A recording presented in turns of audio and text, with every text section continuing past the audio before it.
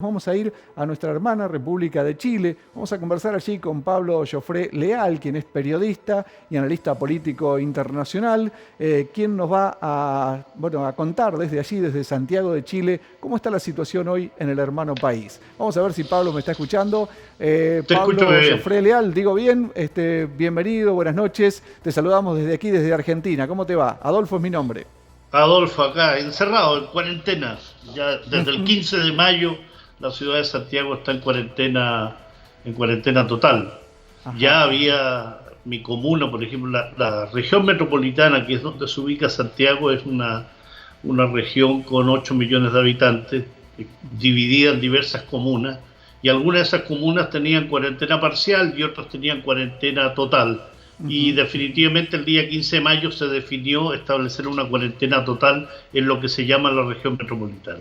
Ajá. Esto también se Así ha que dado, perdón Pablo, esto también se ha dado en ciudades como Calama y como Valparaíso. Estaba viendo allí algunas hoy, informaciones. hoy empezó Valparaíso y Viña del Mar Ujú, por ujú. petición expresa de su comunidad y del Ajá. alcalde, porque había tenido cuarentenas parciales también. Ujú. Calama, que es una ciudad del norte de Chile, es una ciudad, Antofagasta, que es la Ajá. ciudad más costera, Calama es la ciudad minera, más hacia la cordillera, Punta Arenas, Ujú, regiones del sur de Chile, con ciudades como Valdivia, Temuco, han tenido cuarentenas totales, algunas y parciales otras. ujú, Pero ujú. es Santiago la que concentra cerca del 80% de los contagios del país y la cantidad de Ajá. muertos Ajá. mayores se sitúan en esta región. Por tanto, esta cuarentena total obedece a una necesidad, una solicitud, una exigencia, una petición que se venía haciendo por distintos alcaldes, Ujú, porque hay que ujú. decir que el COVID tiene un origen en la zona oriente de Santiago, en los primeros Ujú. contagios. La zona oriente de Santiago son los barrios, el barrio alto, el barrio más Ajá. acomodado de Santiago, que Ajá. es donde Ajá. comenzó este COVID, y Ujú. poco a poco comenzó a bajar. eh, Hay conceptos geográficos y de clase también ahí, ¿no? Empezó a bajar ese COVID Sí. hacia los sectores más desposeídos, Ajá. que por lo tanto representan y tienen menores condiciones de habitabilidad, hay más hacinamiento, Ujú. las casas y departamentos y lugares son más estrechos, vive más gente en metros cuadrados que son menores a los de la gente que vive en el barrio alto. Por Ujú. tanto, comienza también un contagio general en Santiago, que alertó a las autoridades y las sacó de esa idea que solo era necesaria una cuarentena parcial. Y Ujú. definitivamente se estableció esta cuarentena total. Ujú. Pablo, allí antes de la pandemia, Chile venía viviendo una situación social complicada, difícil, seguramente motivada por diferentes factores, ¿no? Pero también hemos visto que en estos días se siguen registrando algunas protestas allí en Santiago, fundamentalmente en Santiago, pero seguramente eso se debe replicar en otros lugares del país. ¿Responde a la estricta necesidad alimentaria o hay otras cuestiones de por medio? Hay diversas cuestiones y Ujú. principalmente tiene que ver con los sectores que tienen menos acceso a soluciones alimenticias y Ujú. soluciones médicas inclusive. Eh, Hubo otros lugares donde lo que quiere la persona, lo que quiere el ciudadano es salir a trabajar. Por Ujú, ejemplo, ujú, las zonas pesqueras, las zonas donde la gente trabaja en forma más informal. El 30% de la población trabajadora es informal, y eso significa que si tú no ajá. sales a trabajar no tienes el pan de cada día. Claro. Implica entonces protección. Es una cadena de hechos. Si tú Ujú, no puedes ujú, salir a trabajar, si no puedes comprar la comida para tu hogar, lo que se va generando entonces es la impotencia de quedarte en casa sin tener la protección social, económica y ujú. sanitaria para eso. La Claro. cuarentena total, el famoso mensaje quédate en casa, es un Ujú. mensaje dirigido a aquel que puede quedarse en la casa, Claro. aquel que tiene las condiciones para eso, que puede Ujú, comer un plato de comida, puede tomar un desayuno y tiene condiciones como para estar en su casa viendo series de televisión, ujú, charlando vía Skype, pero aquel que no, aquel que tiene no un salario, un ingreso diario, el ujú, vendedor en las ferias libres, el vendedor de alimentos en la calle, de verduras y otra serie de elementos, ese tiene que salir todos los días. Entonces, significa combinar las necesidades sanitarias, las necesidades sociales y las necesidades económicas. Y en ese plano, recién hoy, día 10 de junio, el gobierno comenzó a entregar a una parte de la población un apoyo financiero, que no representa tampoco una cifra sostenedora de la situación, es una ayuda, un apoyo, y es parte, digamos, de los conflictos también, porque se habló de cajas de mercadería, cajas que no han significado que lleguen a tiempo a los lugares donde más se necesite. Hay entonces ahí elementos políticos, de interés político, pero también de oportunismo político, como es lo que se vivió en estos días con un gobierno que, aprovechando la entrega de las cajas de alimentos, pretende hacer también propaganda política para lo que se avecina, y que ha significado un revés muy fuerte para este gobierno, porque lógicamente aprovecharse de las necesidades de la población para tratar de ganar comunicacionalmente algún tipo de apoyo, no solo es miserable, sino que no da cuenta de las necesidades que tiene la población. Pablo, veíamos el otro día a través de los medios a un funcionario del gobierno que decía con asombro que había descubierto que la gente vivía en hacinamiento y con muchas necesidades en algunos barrios de Santiago. Realmente uno escucha esto, te aclaro que eso pasa en todos los lugares, no es en Chile solamente, ¿no? Pero realmente asusta, ¿no? Adolfo, eso es parte de estas castas políticas tan lejanas de las necesidades de la población. ¿A quién te refieres tú? El ministro de Salud.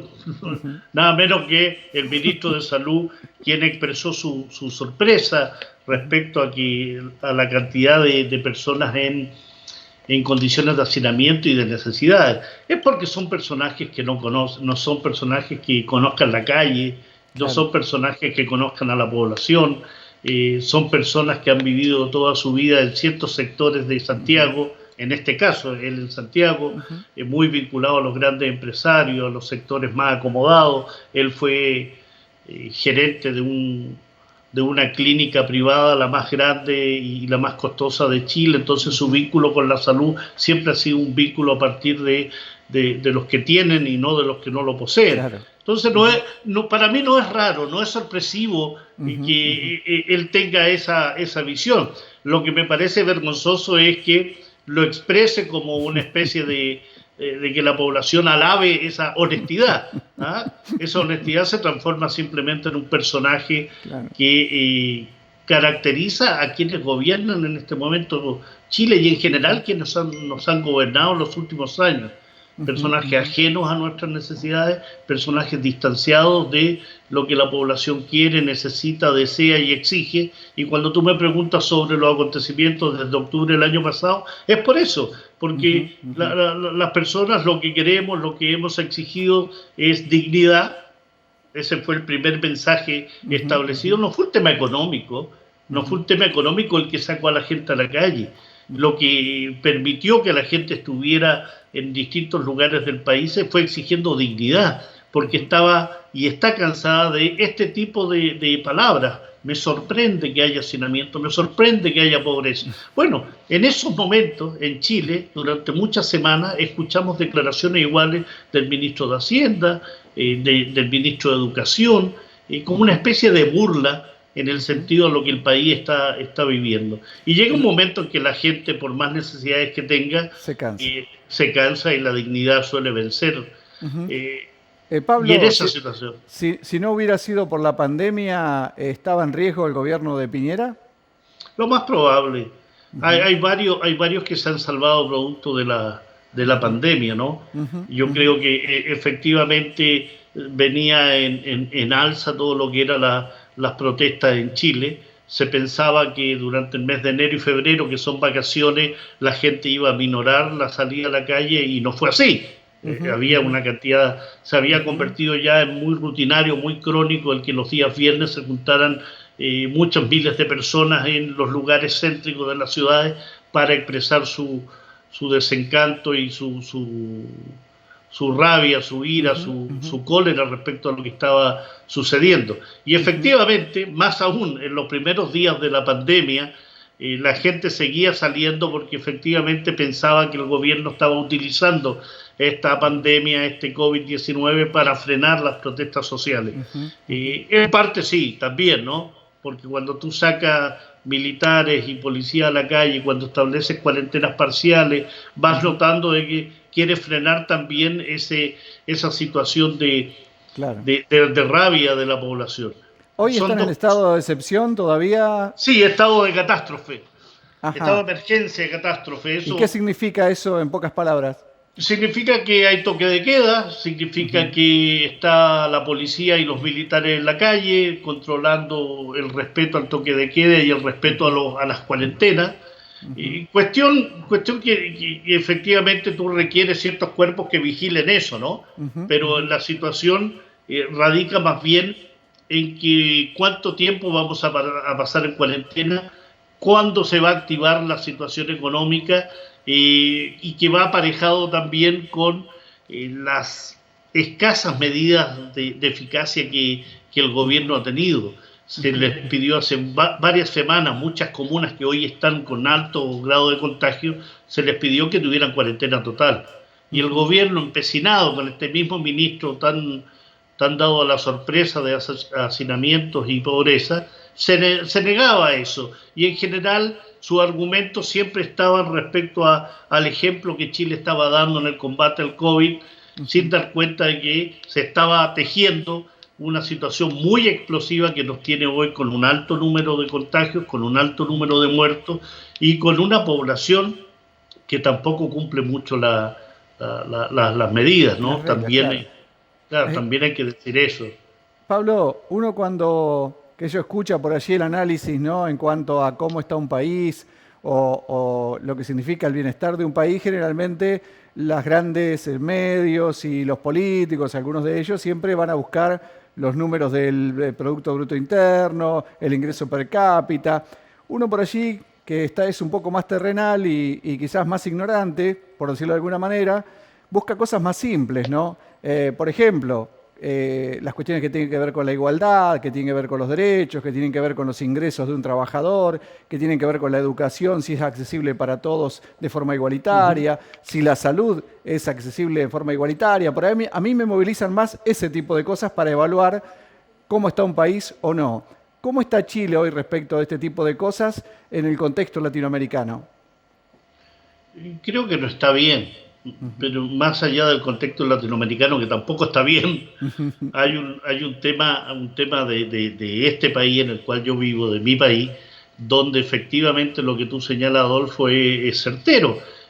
Los índices macroeconómicos, esta especie de respeto a lo jurídico que Chile representa para el resto del mundo, un país tan serio, tan cumplidor, tan Mateo, le decimos nosotros, ¿no?, a la persona que es el primero de la clase, ¿no?, que es capaz de obedecer todos los dictados de los grandes conglomerados internacionales. Chile siempre ha sido así desde la época de la dictadura hasta ahora, ¿no? Un país cumplidor, un país con un ahorro que le permite contender contra las grandes catástrofes. Eso siempre es lo que se repite, ¿no? Un país que tiene una estructura económica muy eficiente, con telecomunicaciones muy eficientes, que no deja de ser verdad la eficiencia en ese plano del funcionamiento. Pero bajo esa estructura productiva, bajo ese funcionamiento eficaz de los bancos, de las telecomunicaciones, se esconde, porque algunos también con sorpresa decían no fuimos capaces de ver lo que se avecinaba. Es porque siempre han sido ciegos, siempre han sido mudos, siempre han sido sordos, porque la desigualdad en Chile es crónica. O sea, hay una salud privada y una salud pública. Hay una salud donde o tú tienes dinero y si no lo tienes, entonces tienes que esperar meses y años por una operación. Un tema de medicamentos, donde la iniciativa de municipalidades como el alcalde Daniel Jadwe de Recoleta, que fue copiada esa iniciativa por otros alcaldes, permite tener ópticas populares, farmacias populares, donde te das cuenta que durante años nos han robado vilmente un medicamento, muchos de los medicamentos, muchos chilenos, incluyéndome a mí, que tengo amigos en Buenos Aires y solía ir a Buenos Aires, aprovechaba de comprar medicamentos por lo barato que es en Argentina, con relación a Chile. Tal vez para Argentina es caro también, es caro igual, pero era muy barato con relación a Chile.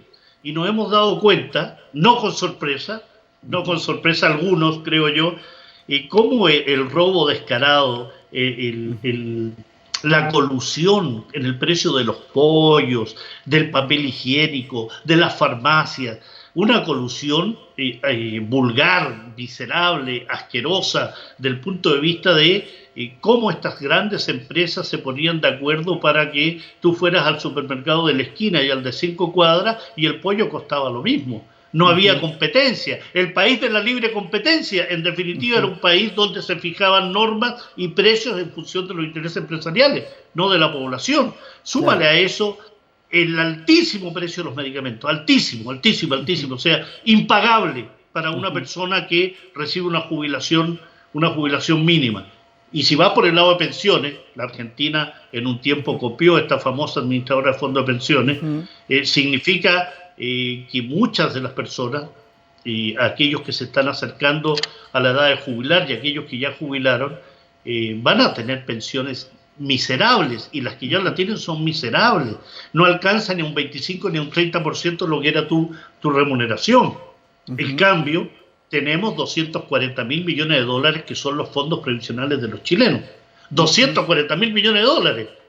Y acá se llama hacer amarrete, ¿no? Un puño así de bebé, de guagua, cuando se pide que se saque algo de ese dinero para ir en apoyo a las personas que lo necesitan, las personas que tienen empleo informal, las personas que no tienen remuneración porque han sido despedidos. Estamos entonces en una situación de enriquecimiento absolutamente lesivo para gran parte de la población chilena, el enriquecimiento de los grandes conglomerados económicos, aquellos que son los grupos económicos, los Mater, los Larraín, los Luxich, aquella imagen que tú estás mostrando, por ejemplo, de la torre de Cencosud, ¿no? Con Paulman, que son verdaderos centros de generación de riqueza, pero para una minoría de la población. Tenemos un ingreso per cápita que es ficticio. Eso te iba a preguntar. Te iba a preguntar cuánto gana un empleado de un supermercado. ¿Cuánto gana, supongamos, para compararlo en dólares, por ejemplo? ¿Cuánto sería un sueldo? Es relativo qué supermercado puede ser, pero te explicito que un sueldo mínimo aquí son menos de $500. Menos de 500, $400. ¿Y cuánto cuesta un alquiler, por ejemplo?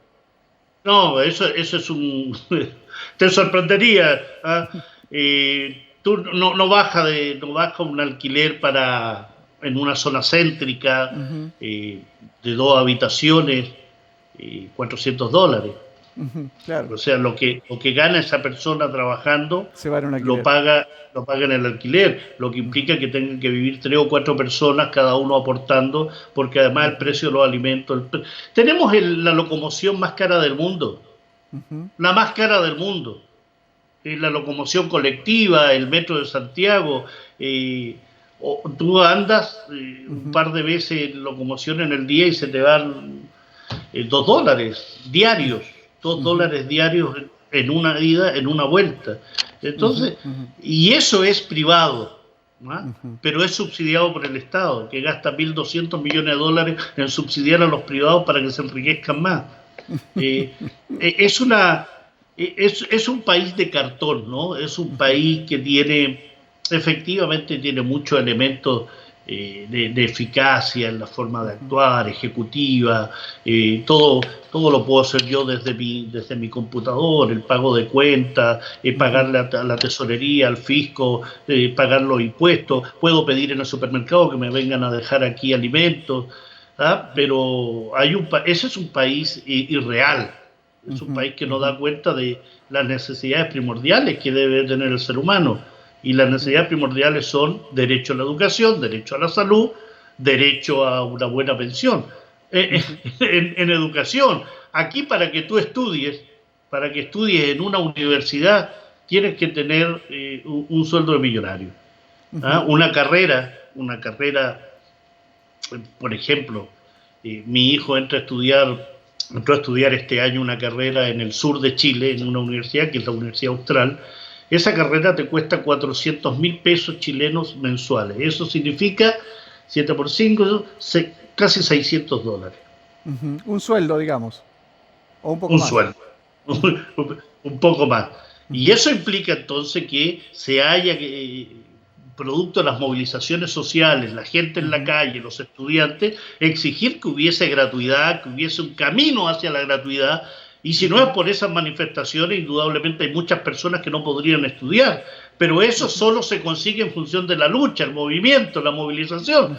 Porque si siguiéramos como estábamos hasta hace 2, 3 años atrás, 4 años atrás, indudablemente veríamos pasar el muerto y sin que nos afectara. Entonces la gente está convencida y estamos convencidos que hay elementos fundamentales que pasan primero por la dignidad.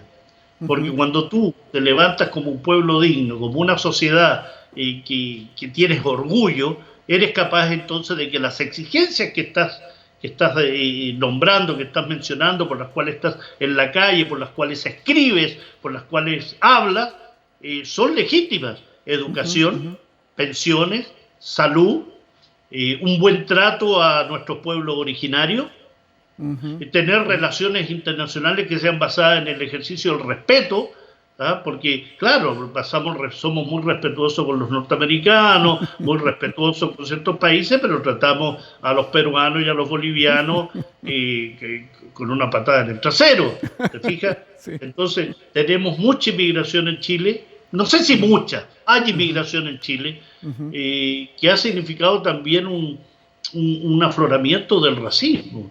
El racismo es un mal de nuestras sociedades, no solo terrible, sino que va minando las bases de solidaridad entre las personas, de cooperación. La culpa es de este negro, la culpa es de este chino, la culpa es de este indio, la culpa es de este sudaca si vives en Europa. Es decir, la culpa nunca es del conjunto, del colectivo, de quien te gobierna, de quien te somete, ¿no? La culpa es de el más débil siempre. Y en ese plano, indudablemente, esta pandemia nos ha enseñado, uno, de que se necesita solidaridad, de que se necesita una transformación del país. Yo te escucho y realmente abona lo que vos decís, lo que uno más o menos entiende a la distancia, ¿no? Y lo que ven las protestas desde Chile, los movimientos estudiantiles, ahora esto que se recrudeció el año pasado en octubre. Y quizás eso da un poquito de esperanza a que Chile puede por allí retomar un camino diferente. Aunque las derechas en el mundo han tenido un avance importante, igual también están dando muestras de su ineficacia, ¿no? Como en Brasil, como el propio Trump en Estados Unidos, como el mismo Piñera en Chile, según lo que vos contás. ¿Qué posibilidades hay en Chile hoy de un cambio político realmente importante, que tenga un Chile con una mirada más latinoamericanista, con una mirada diferente a la que tiene hoy la derecha, que como vos decías, mira mucho a Estados Unidos y poco a sus vecinos, ¿no? Sí, tengo mucha esperanza, no en los políticos, no en esta casta política que nos gobierna, en muy pocos de ellos, ¿no? Me merecen muy escaso respeto a algunos diputados, a algún senador por ahí, a algún líder político. Creo que el resto definitivamente lo que ha hecho simplemente es gozar de las prebendas que ha tenido su labor parlamentaria, parlamentarios que en verdad se llevan una buena remuneración para la casa, incluyendo todos aquellos que ingresaron al Parlamento bajo la consigna del cambio, bajo la consigna del progresismo, bajo ideas de cambio estructural, y sin embargo han venido a ser parte de este circo político, mediático, comunicacional que hemos vivido. Tengo poca esperanza en esa casta, tengo mucha más esperanza en nosotros mismos. No solo la juventud, aquí también hay un tema para aquellos que pintamos más canas, que es fundamental que estemos en la calle también, que hablemos, que transmitamos, porque solo la juventud que se menciona se necesita masa, se necesita mucha gente en la calle, porque los pocos cambios que se lograron durante estos meses fue por el terror que la clase gobernante tenía respecto a perderlo todo, con una primera dama que en una grabación telefónica se le escuchaba decir: es hora de compartir los privilegios, ¿ah? Es hora de compartir los privilegios. Yo no quiero compartir los privilegios con ella, yo no quiero privilegios. Lo que uno quiere es igualdad, lo que quiere es equidad, lo que quiere es caminar por la calle y que te alcance para tomarte un café con un amigo, para ir a cenar con un amigo, que puedas pagar lo que tienes que pagar, pero que haya derechos fundamentales que son parte nuestra, y que además toda esta casta política, o gran parte de esta casta política, estudió gratis en nuestro país. Piñera, los senadores y diputados más viejos estudiaron gratis en este país. La educación en Chile era gratis. La salud en Chile era gratuita. Claro, hemos sido referentes en unos cambios que han sido fundamentales para el modelo neoliberal. ¿Y cuándo fue esa época?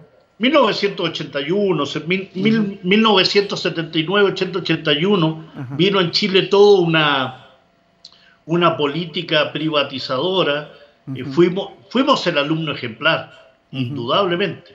Aquí llegaron los Chicago Boys, aquí se privatizaron todas las empresas sanitarias, las empresas eléctricas, las empresas telefónicas, las pensiones, se sacó la educación del Estado, la educación básica, la educación secundaria, la universitaria, se sacó del control estatal y se crearon, se le entregó, por ejemplo, a los municipios, se crearon corporaciones educacionales y de salud en base a per cápita, en base a una serie de estas ideas que tienen estos grandes cerebritos que creen que lo están haciendo bien y simplemente lo que esconden no es que lo hagan bien o piensen en el beneficio social, lo que están pensando en el beneficio empresarial. Entonces surgieron las grandes clínicas privadas, surgieron las administradoras de fondos de pensiones, surgieron colegios como surgían los hongos en la calle, las universidades, que eran 12 en el país, pasaron a 24, pasaron a 56, tenemos 80 en este momento en el país,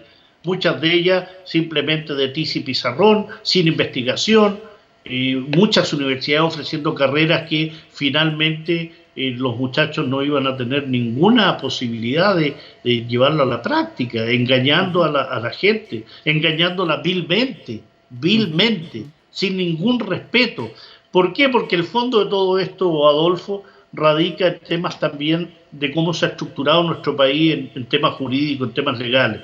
Tenemos una constitución que es la misma constitución de Pinochet, con leves modificaciones con Ricardo Lagos hace algunos años, pero es una constitución que habla del Estado subsidiario, no del Estado rector, no del Estado protector, no del Estado responsable de la salud, la educación, las pensiones. No, lo que habla es de un Estado subsidiario que interviene solo en aquellos sectores donde el privado no interviene. Fíjate, claro, el Estado no interviene, el privado no interviene en las minas de carbón porque no es rentable. Entonces cerraron todas las minas de carbón. A la gente le dieron algún dinerillo por ahí para que se comprara un taxi, un colectivo y armara un negocio, y así se fueron cerrando muchísimas estructuras y muchas empresas y muchos servicios en función de la eficacia, la eficiencia, la operatividad, los beneficios, pero los beneficios para el dueño, no los beneficios para la población. Entonces, este país, nuestro país, lo que necesita, creo yo, es renacer como el ave fénix, y cuando renaces como ave fénix necesitas un fuego purificador, es decir, no es un llamado a la destrucción total como Nerón con Roma, pero indudablemente a la necesidad de purificar todo lo que está pasando, que haya, así como ustedes gritaron en el 2001 que se vayan todos y al final no se fue ninguno, aquí estamos en una misma situación. Aquí necesitamos que se vayan muchos para la casa. ¿Ah? Ahí ustedes tuvieron un gatobardismo que aquí también se va dando, porque aquí se reciclan, ¿no? Acá el discursito, con un sistema electoral que no da cuenta de nuestras necesidades. Insisto, hay muy pocos diputados, senadores y alcaldes que me merezcan un respeto. El resto es una caterva, una cafia de aprovechadores que simplemente calientan el asiento ahí y no dan ninguna solución a lo que el país requiere. Y lo que requiere el país es, bajo el manto de la dignidad, bajo el marco de este concepto que es fundamental, lo tenemos que tener cada uno de nosotros, es cambios políticos, jurídicos, económicos y sociales fundamentales, o este país, nuestro país, se les va a incendiar y se les va a acabar el negocio. Porque en este momento se les está acabando el negocio y temen eso. Entonces, yo creo que están esperando que ojalá la pandemia dure mucho más, que vaya bajando un poco, pero mantener el temor en la población, porque hay COVID, hay enfermos, hay contagiados, hay muertos, sí, es innegable, pero la utilización política que tú puedes hacer de ello es un tema también. La utilización comunicacional que tú haces de repartir cajas y decir, cuando repartan las cajas, que el alcalde de gobierno, que el funcionario de gobierno aparezca entregando con rostro sonriente, y ojalá que se dé gracias al presidente, pero sin mucho aspaviento, lo que está haciendo es lo que te dije al principio de esta política barata. Política barata y miserable. Y la gente somos capaces de darnos cuenta de eso mirándote a los ojos. Cuando tú miras a los ojos a un político que te dice, yo quiero trabajar con usted, lo que tienes que decirle, señor, de media vuelta, váyase a su casa, yo no confío en usted, y un cambio radical. Si no, definitivamente, nuestro país se va a seguir ahogando en la misma situación que hemos vivido durante ya, estamos hablando de años 90, desde el retorno a la democracia, y sumémosle los años de los 17 años de dictadura, que indudablemente ha sido un continuo. Ha sido un neoliberalismo extremo a expensa de los pulmones de nuestros padres, de nuestros abuelos, de quien te habla ahora y de nuestros hijos, si esto no cambia. Pablo, la verdad que ha sido un placer charlar con vos, sos muy clarito, hemos tenido un pantallazo, un análisis político realmente excelente de lo que es la realidad de Chile hoy, según tu parecer, así que te quiero agradecer infinitamente que nos hayas dado todo este tiempo para poder charlar. No va a faltar oportunidad para que volvamos a encontrarnos a través de este medio que nos permite por allí el diálogo en vivo y que los argentinos por ahí conozcan de primera mano lo que pasa en Chile, así según el parecer de un chileno que vive en Santiago y que entiende el mundo, pero por allí te vamos a llamar otro día para hablar del contexto internacional tranquilos, así como lo hicimos hoy con todo el tiempo del mundo para poder hablar como se merece. Así que yo te agradezco infinitamente tu atención, te mando un abrazo grande de aquí de Argentina y bueno, Chile es un país hermoso, con gente hermosa, la división entre argentinos y chilenos, yo te lo digo, me hago cargo, es mentira, no existe. Es artificial. El pueblo chileno es igual exacto. Los pueblos son iguales en todos lados y tienen los mismos problemas en todos lados y tienen los mismos objetivos y las mismas necesidades. Por lo pronto nos divide una cordillera, pero tenemos una excelente relación y paisajes hermosos entre Argentina y Chile que somos la misma cosa. Así que te mando un abrazo grandísimo y ojalá que las cosas mejoren por allí. Adolfo, te agradezco todo y un gran saludo a cada uno de los que veo ahí en pantalla y un gran saludo a los amigos de Argentina. Tengo una familia conocida, amigos de años, hermosa. Enzo, Frida, un gran saludo en cuarentena hace ya 80 días. Así que un gran abrazo. Gracias, nos vemos en la próxima. Allí estamos conversando con Pablo desde Chile, Pablo Joffre Leal, un analista político chileno, realmente muy, pero muy gráfico. Sinceramente daba para seguir la charla. A mí me encantan estos temas y me gusta escuchar el parecer de alguien que está en el lugar. No, bueno, no podrá estar de acuerdo o no, pero es el parecer y el pensamiento de alguien que vive en el lugar y que obviamente tiene contacto con esa realidad día por día. Por eso queríamos ir a Chile y hablar en vivo y en directo con alguien de aquel lugar. Le quiero agradecer a José que nos permitió hacer el contacto. Nuestros oyentes, nuestros seguidores, la verdad que son casi productores del programa. Ayer Graciela nos hizo el contacto con Marta en la zona de Valladolid. Hoy José nos hizo el contacto con este amigo chileno, que es un analista político que trabaja para diferentes medios del mundo. Se habrán dado cuenta la fluidez y la claridad con la que habla, ¿no?